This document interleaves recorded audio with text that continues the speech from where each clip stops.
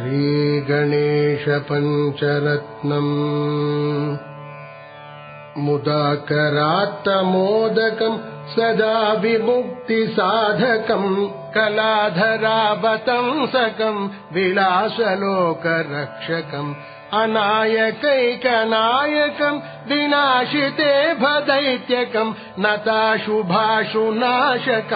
नमामि तम् विनायकम् न तेतरातिभीकरम्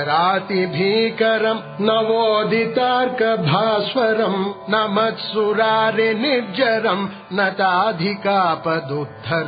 सुरेश्वरम् निधीश्वरम् गजेश्वरम् गणेश्वरम् महेश्वरम् तमाश्रये परात्परम् निरन्तरम् समस्तलोकशङ्करम्